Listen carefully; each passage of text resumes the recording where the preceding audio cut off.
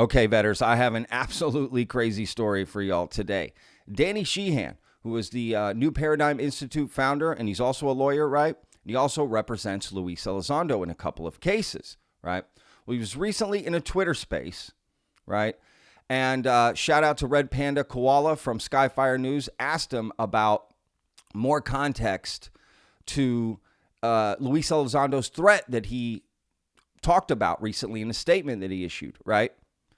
A threat to him and his family, potentially, right? Well, now we know what that threat is. Danny Sheehan revealed it in this Twitter space, right? Apparently, it's a person from the UFO program, right? The Reverse Engineering Program was found dead. And the police are deeming it a suicide. But because this person, potentially, he had information and he was willing to go public, right? Now they're looking at it like maybe he wasn't unalived, right? He was unalived on purpose, if you get my drift, right? So this is what made Luis Elizondo issue that threat, right? Now he's, so very interesting. And we get into the discussion of whistleblowers, right? Because this guy was potentially willing to blow the whistle. I mean, this is crazy, right? So let's dive into this, y'all. All right. So look, I have the statement from Luis Elizondo talking about the threat. Then we have the clip of Danny Sheehan explaining what exactly happened, right? And then I've also got a clip from an interview I did with Danny Sheehan just a few weeks ago talking about the definition of a whistleblower. And you'll see how this all ties together. All right. So stay with me.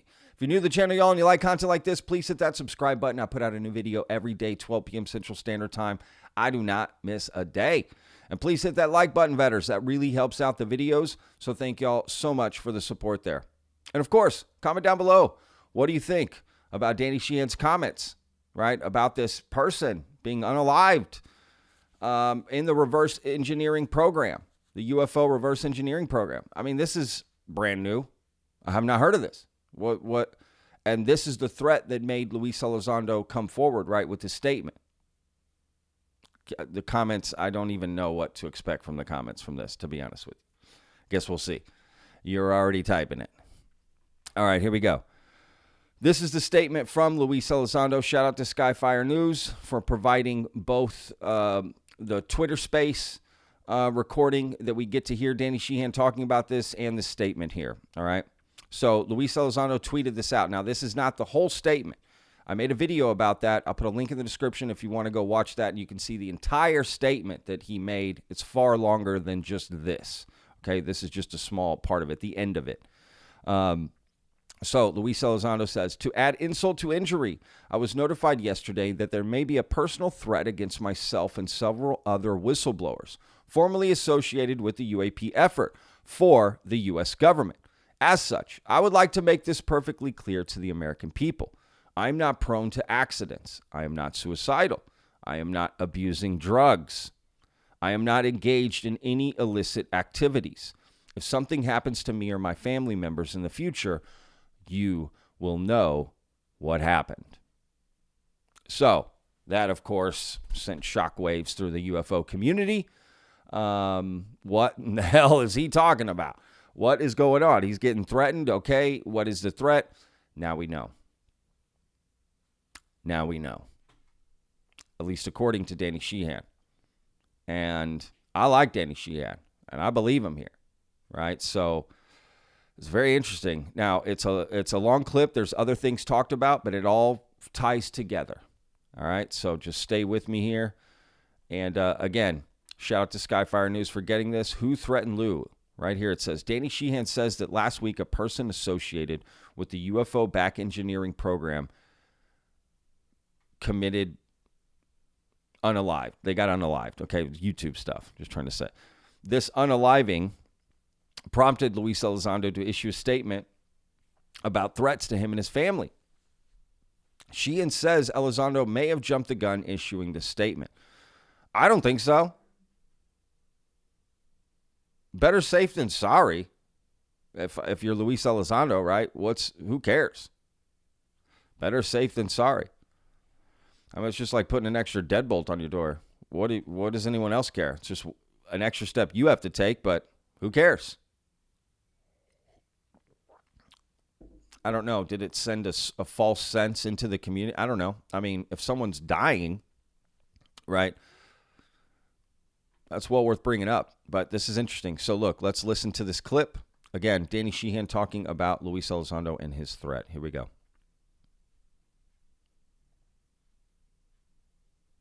And hang on a second. Here we go. Any more information about these?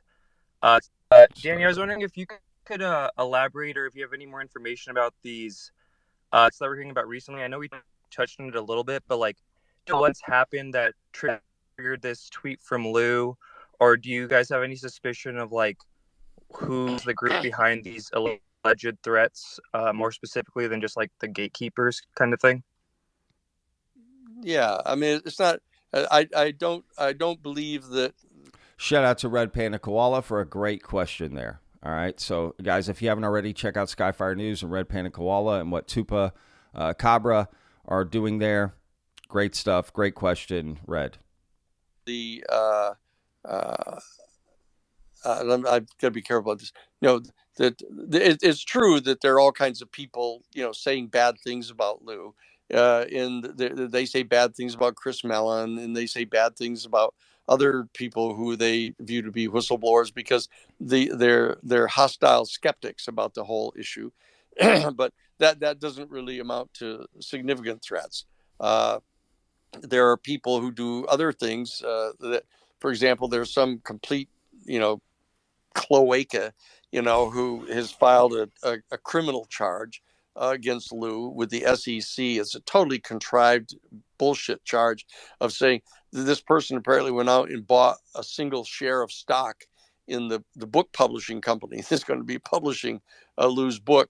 And then he's filed a criminal complaint with the SEC against Lou for alleging that he's engaging in fraud and defrauding the stockholders of the book publishing company. Is such a complete, bullshit position, but it's irritating and it's aggravating, and it's a form of kind of harassment on the part of this kind of ardent skeptic. But that's not the kind of thing that we're talking about in the recent event. What's happened is that Real quick before he moves forward here, he's about to talk about the person in the reverse engineering program. That's also news. I saved that. I didn't tell you all. Surprise. Apparently, Lou is being sued, right, for buying one share in William Morrow company, right, that's publishing his book. First of all, I don't see any issue with that. Why? How is that against the law? You're just investing in yourself. He has no idea if that book's going to do well or not. And if he does, why can't he get in on it? Other people are allowed to buy the stock. I mean, I don't get it. He has knowledge about the company that other people don't. I mean, he's just putting out a book with them. Either way. That's interesting, right? He's being sued by someone. He has to deal with that. See, that just goes to show that there's probably a lot of stuff. And honestly, this message is for me too, right? What I'm about to say is that there's a lot of stuff that these guys have to deal with behind the scenes that we just have no idea about. And then we ask questions not knowing that stuff, right? And they may be like, God, if they only knew. And I get that. But the flip side of that, right, is we don't know. So how are we supposed to know what to not ask questions about? You know what I mean? We can only go off what we have publicly. And unfortunately, that's just how the game works. The system works, It has its ups and downs because of that. But it's good to find out things like this. Then okay, they are struggling with other things. You can assume that, but you just don't know what exactly.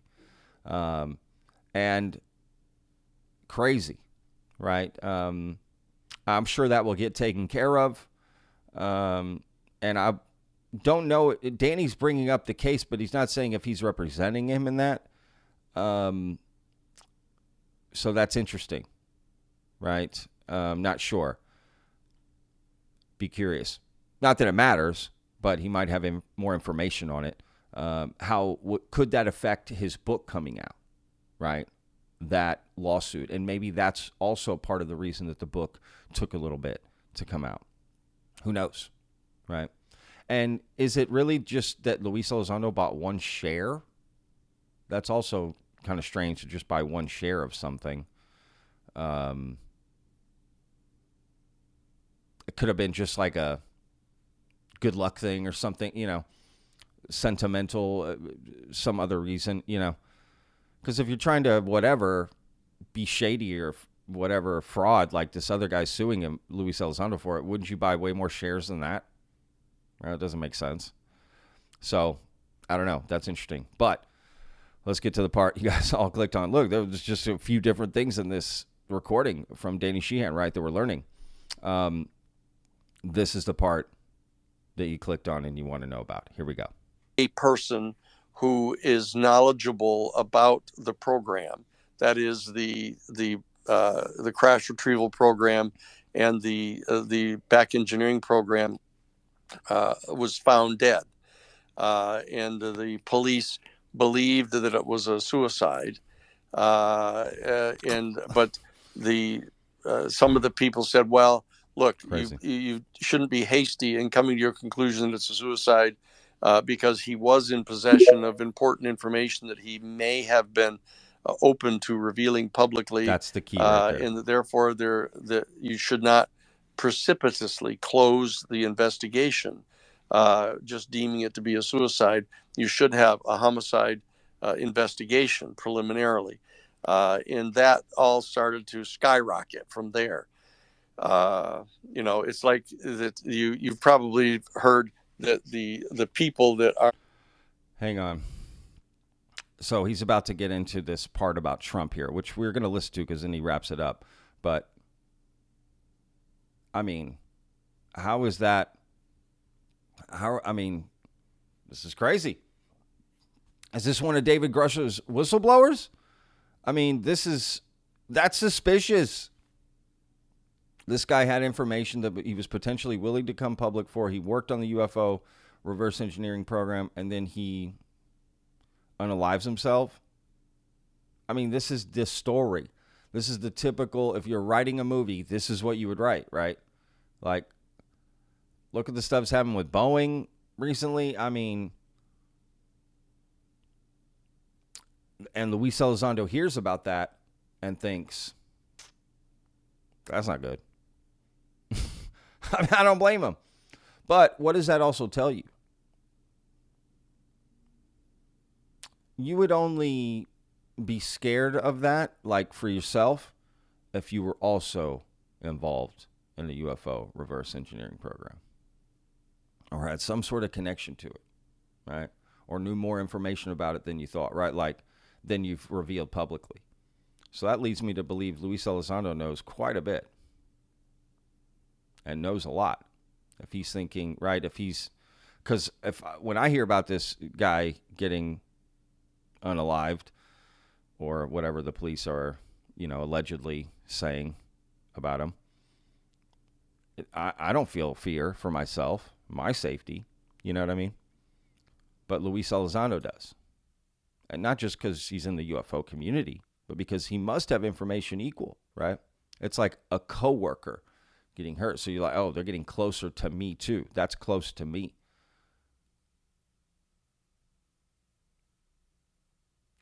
I mean, who is this person? Who is the person that got unalived? Again, is this one of David Grush's witnesses? Clearly, are they in the program currently? Because that's what it sounds like. Or they were, pardon me. Or was this someone that used to be in one? Does that make sense? Years ago. And then, now is when he's thinking about going public. But other people have come public and they're alive. Lots of people, in fact. So, does that mean to say that the people they don't unalive aren't really telling anything, but the people they do clearly are trying to come out with real information? Because that's interesting. Why would you let the other people, you know what I mean? Unless this guy had just catastrophic information he was willing to come out with publicly. Because what hasn't been said publicly about these programs? that we don't know. Again, not evidence-wise, just what has been said about them. Is that what the difference was? He was going to actually provide the evidence, the proof, right? Because we've heard everything. One, we know they exist, and we've heard all kinds of different versions and kinds and what they do and how they operate and who operates them and the kind of crafts they find, how often they find them, what happens to them, how they get them. They shoot them down. We find them. They're donated, right? Like, we've heard it all. So what does Luis Elizondo know, right? And what did this guy know? Who is this guy? Who is this guy? Are we ever going to find out? That's what needs to happen now, is finding out who is this person that got unalived. And they said, Danny Sheehan said the police. That means there's reports. That means there's a trail. Where did this happen? Should we start searching? Did this just happen? I mean, this must have just happened within this year probably, right? Recently, for him to put out that statement. I mean, you wouldn't wait 6 months to then put out the statement. It must have been pretty soon, right? Within a week, 2 weeks. And then he does announce his book a week later. So, you know, not good timing for him. Or it is. I don't know. I just think, who is this guy and how important? What was he going to reveal, right? All right, let's continue here.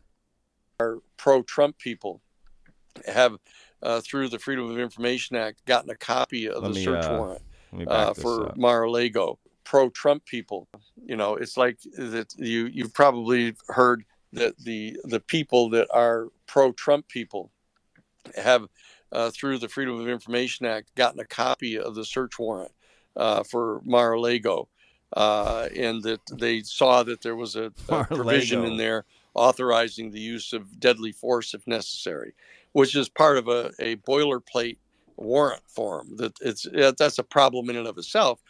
That's a provision that's in virtually every federal warrant. But what they did is they seized upon that, saying, "Oh, look, the warrant that was issued to search Mar-a-Lago is had an authorization to use lethal force if necessary. Oh, what would have happened if Trump himself were present when they executed the warrant?" Which he was not, and which the Justice Department had gone to great lengths to make sure that he wasn't there when they exercised the warrant. But say, well, what would have happened if he had been there and he'd resisted? Does that mean that they would have used lethal force against him?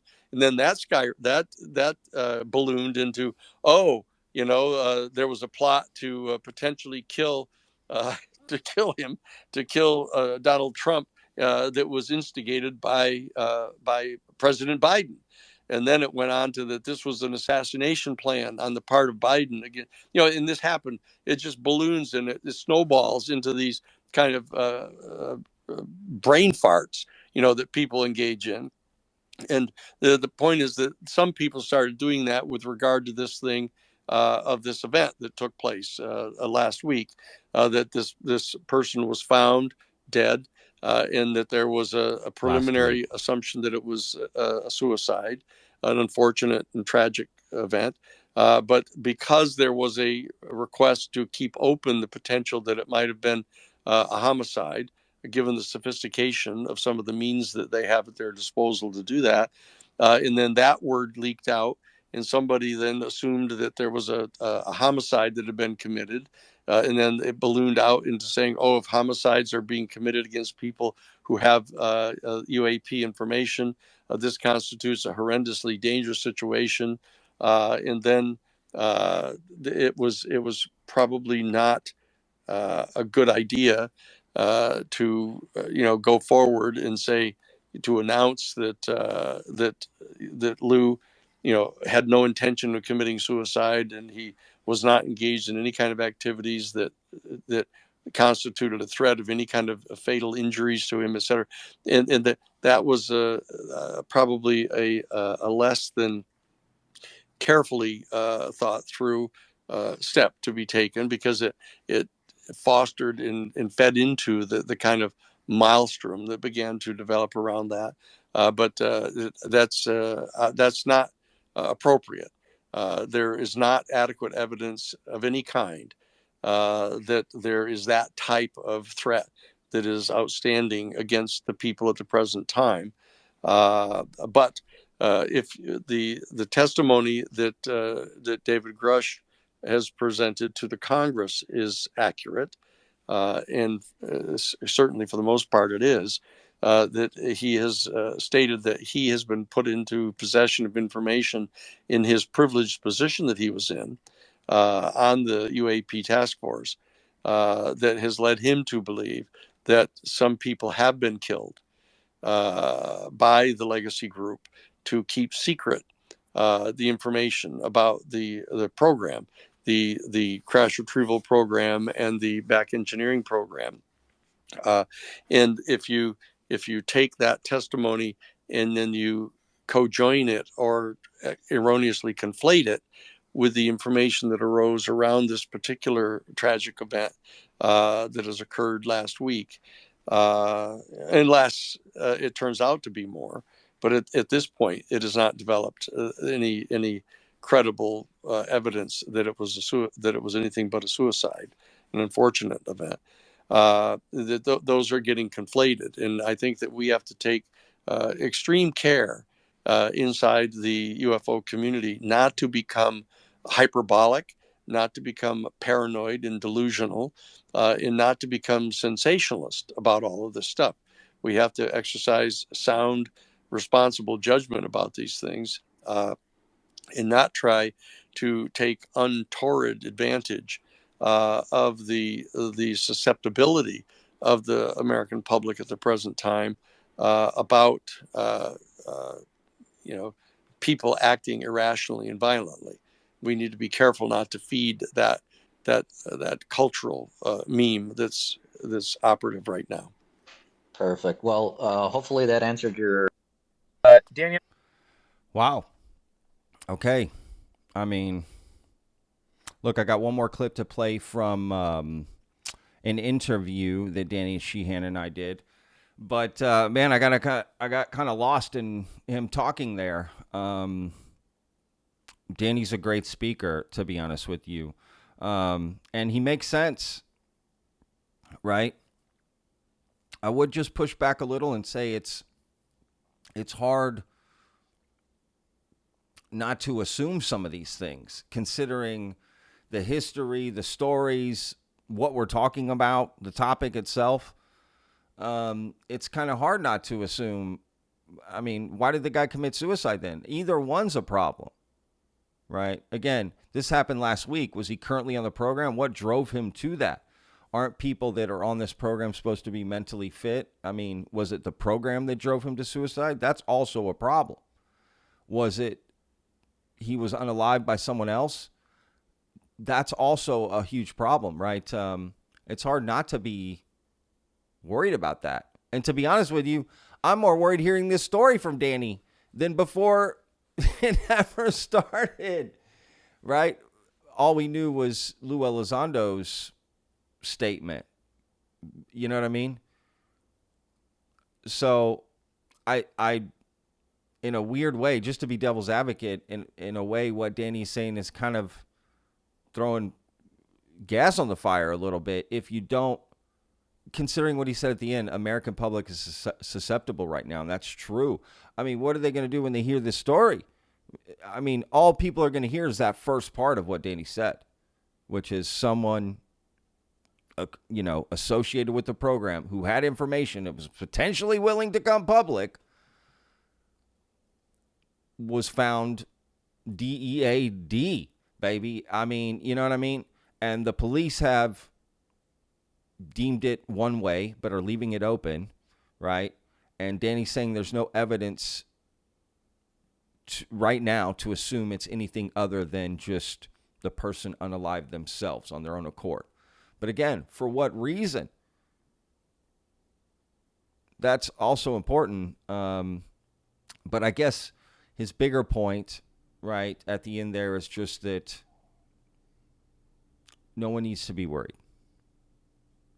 And I agree with that sense of the general public, no one needs to be worried. right? You, the viewer right now, you don't need to be worried. I don't need to be worried. Podcasters don't need to be worried. People connected to the program, I guess maybe checking in on all of them mentally. How are you doing? If the, even if it was something personal for this guy outside the program, there's no way the program didn't affect him in some way, right? For him to lead to that. So checking everyone mentally. Okay, maybe it's not like a outside threat, it's an inside threat, a mental threat that we got to worry about. These people having this information, having to deal with that, not knowing what to do. Do I come forward? Do I not? I could see that being an issue. Right? And them knowing if I do this, people are going to think I was, unalived. They know, they would know that that's going to happen. But maybe it's in the moment. Who knows? I don't know. This is tough and deep to talk about, to be honest. But look, I do get Danny's point. We don't need to rush to any judgment, but it is, how can we not ask, who is this guy that, again, and how important was he to the cause? And do we need to be doing, how do we mourn or help or grieve? Or is it somebody that we know? Is anybody missing from the public space that we know about? I guess they haven't come public before, but do other people know him too? Like, it sounds like a few, different people knew about this, behind the scenes, but I don't know, man. I don't know. I'm baffled by the whole thing, to be honest with you. And Danny, I wouldn't say critical, just telling the truth. This is why I like Danny, actually. This is really why I like Danny. And speaking to him person to person you get a different sense of a person. You just do. Right? So he's just telling it. He's just telling it like it is. Really, he doesn't think Lou coming forward with that was a good idea. The way he did it, potentially, right? Less than carefully, right? His answer is perfect answer, right? In the sense that it's critical, but respectful and tasteful, as it should be, to be honest. And I don't think any of us out here watching can make that judgment because we don't really know Lou personally and Danny and know the whole situation and what's going on. You know what I mean? So we're just looking at it from a whatever standpoint, armchairing it here, myself included. So again, I could see Lou's point about wanting to get it out, but I can see Danny's point. If you consider what they know. So I don't know. What do y'all think? Tell me in the comments. This is nuts, right? There's a lot going on here today. All right, let's jump to this last clip about what is a whistleblower, right? Because that guy who got unalived, you would consider him a whistleblower. If he was trying to come public with information against the grain, against the law, that's a whistleblower, right? Not people who get stuff cleared through Dobser, right? And he was trying to say at the beginning, like, people confuse Luis Elizondo with being a whistleblower, even though Luis Elizondo claims to be a whistleblower. Kind of.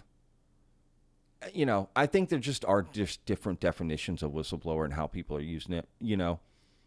There's hey, I'm coming forward to talk about stuff that isn't supposed to be talked about. Okay. Right. And that's fine. It is kind of semantics. But it's also important. It's a weird balance, right? But I've talked about it before on the show, so I thought I'd show the clip of Danny talking about this when we spoke. And I was surprised by his answer at the time because I just wasn't expecting this. And this part, a lot of people shared this part online, like this was talked about. So anyway, here we go. This is Danny Sheehan and I. A few weeks ago, link in the description if you want to see the full interview of Danny talking about whistleblowers. Here we go. Because I bring up David Grush. Listen to what he says about David Grush. Who do you, we consider David Grush a whistleblower. Who else do you Well, he's not, consider but he's not a whistleblower. I Oh, mean, you don't think David Grush is no, a no, whistleblower? no. I mean, when a person who has a security clearance goes to the Defense Department, pre-publication review group, DOPSR, and asks them to officially clear a particular piece of information for release to the public, that person, once they're authorized by DOPSR to Look how tell tan about I it, am now. is not blowing a whistle. They're not revealing things that are violative of their agreement to keep things secret. Okay. They're not doing that. They're not revealing something that the government takes an official position needs to be kept secret, like a whistleblower would be. And so that neither he's not a whistleblower, and the reality is that Lou Elizondo and Chris Mellon, people Are still not aren't aware of the whistleblowers. fact that those videos were cleared by the same Defense Department, pre-publication clearance, security review, and so that there's a level inside the government at that level that is authorizing those statements to be made. Yeah, So yeah. they're not whistleblowers. And it's what's causing some confusion on the part of the public. Yeah, I've always called him a whistleblower since last Yeah. July. Honestly, that answer surprised me, but Yeah. I agree with what you're saying. Like, not right. that. Look, I'll put a link in the description. Go check it out. You can see the full clip, full interview as well. And look, at the end of the day, I don't think it matters. It doesn't take away from the importance of what Lou Elizondo has brought to the table, or David Grush, or any of these guys. Right? Maybe I'm wrong. But it is important to draw a line in the sand, to know when an actual whistleblower comes forward, because that is what really will move the needle. Maybe in a way we don't want. And I get it. Look, that's probably what they mean by catastrophic disclosure. The real whistleblowers will come forward. And maybe this guy was the first one to think about it, and look what happened. I don't know. There's no way to confirm what Danny said in that sense. I believe him. I'm just saying, there's no name. There's no police report to look at. There's no, there would be, according to the story he told, but I definitely believe Danny that happened. And I mean, I don't know how a normal person doesn't look at that as odd and scary, and in any fact, whether he did it on his own or not, right? Both are worrisome. Just to, if I have to choose one word, just to not be over dramatic or sensationalist about it, as Danny said, to be as reserved as I can about it. But at the very least, it's worrisome. So I don't know, y'all. Again, links in the description. Go check out all this on your own. I'm sure there'll be more to come out about it. Is it important for us to know who this was? Did Luis Elizondo jump the gun with his statement about the threat? Why does he feel threatened by that situation if he's not also connected in some fashion, right? Is this person who is no longer with us one of David Grush's witnesses? Someone integral to the disclosure plan? That this now changes things. Because regardless of how it happened, they are no longer with us. Did the information they have die with them? Because there's this talk of passed on knowledge verbally, right? So did he leave, dead man notes? Like, if I die, here's this. Did he leave a note? What happened? Is it important for us to even know those details? Did he have a family, and should we be pressing as that crossing the line? Again, how important is it for us to know? We wouldn't have known anything if Danny hadn't brought it up. So, of course, we're going to ask questions. Anything you drop into the UFO community, people are going to want more answers, just more questions. All right, there's not it's just it's hanging chicken, raw chicken over a lake of alligators, right? So I don't know. Let's have the conversation in the comments. Y'all tell me what you think. I hope I brought up some good questions to think about. Continue the conversation.